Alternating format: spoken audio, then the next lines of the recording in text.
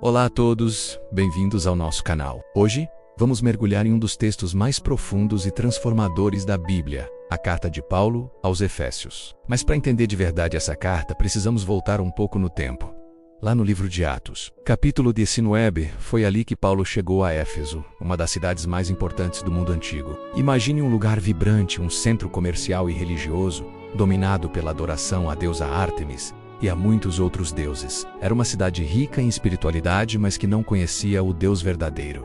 Paulo ficou em Éfeso por mais de 2 anos. Seu trabalho ali foi intenso e poderoso. Muitas pessoas ouviram sobre Jesus, deixaram suas antigas crenças e se entregaram a uma nova vida. Assim nasceu uma igreja forte e cheia de diversidade. Anos mais tarde, a situação de Paulo era outra. Ele estava preso em Roma. Mas mesmo acorrentado, seu coração estava conectado com aquela comunidade e com o grande plano de Deus. É nesse contexto que ele escreve a carta aos Efésios. A estrutura da carta é muito clara e dividida em 2 partes principais. Nos primeiros 3 capítulos, Paulo nos conta a grande história do Evangelho. Ele mostra como toda a Bíblia aponta para Jesus e como através dele Deus criou uma nova família, unindo judeus e não judeus. Na segunda metade, que começa com a palavra portanto, Paulo conecta essa grande história com a nossa vida prática. Ele explica como o Evangelho transforma nosso comportamento, nossos relacionamentos na igreja, em casa e em toda a sociedade. Vamos começar pelo capítulo 1, que se abre com um poema maravilhoso, no estilo das bênçãos judaicas. Paulo louva a Deus Pai por tudo que ele fez em Jesus Cristo. Ele revela que mesmo antes de o mundo existir, Deus já tinha um plano.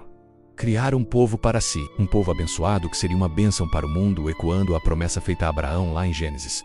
Agora, em Jesus, essa promessa se expande. Qualquer pessoa, de qualquer origem, pode ser adotada na família de Deus. A morte de Cristo nos perdoa, e a graça de Deus nos dá uma nova perspectiva sobre tudo. Paulo diz que o plano de Deus é unir todas as coisas, no céu e na terra, sob a liderança de Cristo. O grande sonho de Deus sempre foi ter uma família humana, unida e restaurada em Jesus.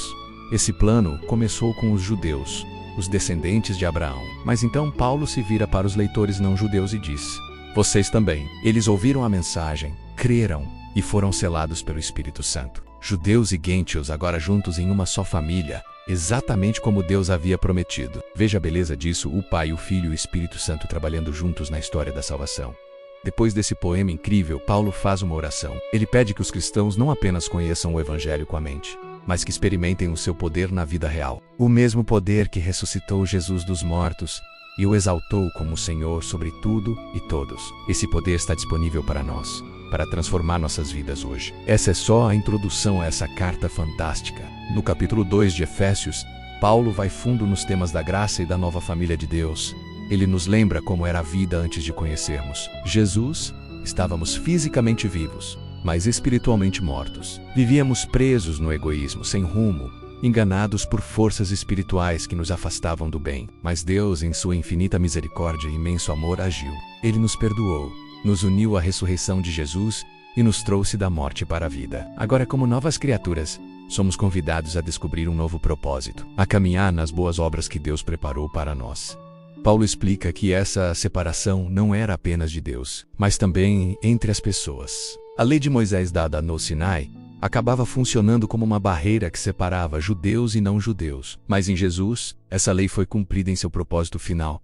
A barreira caiu. As 2 partes se tornaram uma só, uma nova humanidade reconciliada com Deus e capaz de viver em paz. No capítulo 3, Paulo reflete sobre seu papel nisso tudo. Ele fica maravilhado com o privilégio de anunciar essa notícia transformadora. Mesmo estando preso, ele agradece a Deus por ver a família da aliança se expandir, incluindo pessoas de todas as nações. Ele termina essa primeira parte da carta com uma oração poderosa, pedindo que sejamos fortalecidos pelo Espírito para entender, não só com a mente, mas com o coração, a profundidade do amor de Cristo. A partir do capítulo 4, o tom de Paulo muda. Ele nos chama a viver de um jeito que combine com essa história incrível do Evangelho.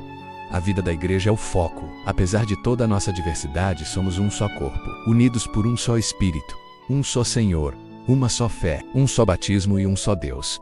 Mas atenção, unidade não é o mesmo que uniformidade. Cada um de nós é diferente, mas todos somos capacitados pelo mesmo Espírito para servir e construir a comunidade juntos. Paulo usa 2 imagens muito fortes, a igreja como um novo templo e como uma nova humanidade, com Jesus sendo a cabeça. Ele nos desafia a nos despir da nossa velha maneira de viver, cheia de egoísmo e mentira, e a nos revestir da nova, onde a imagem de Deus é restaurada em nós. Isso se mostra na prática.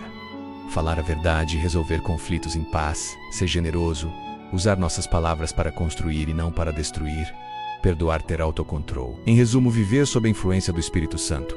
E como isso acontece? Paulo descreve 4 sinais: cantar juntos na igreja, cantar em nosso coração, ser sempre grato e viver com humildade, colocando os outros acima de nós mesmos. Ele aplica isso ao casamento, mostrando como essa união reflete a história do Evangelho, o amor sacrificial de Cristo pela igreja e a resposta de amor da igreja a ele. O mesmo princípio se estende às relações entre pais e filhos, e até mesmo nas relações de trabalho daquela época, entre servos e senhores, sempre buscando a honra e o respeito mútuo. Por fim, Paulo nos lembra que existe uma realidade espiritual do mal, forças que tentam minar a unidade do povo de Deus e nos desviar do caminho. Por isso, ele nos chama a vestir a armadura de Deus. Essas imagens são tiradas do livro de Isaías, que descrevem o Messias como um guerreiro. Agora nós, como seguidores de Jesus, somos chamados a tomar para nós os atributos do próprio Messias. Devemos viver em oração, firmes na palavra de Deus e comprometidos uns com os outros. E assim termina a carta aos Efésios, uma das mais profundas e completas apresentações do Evangelho,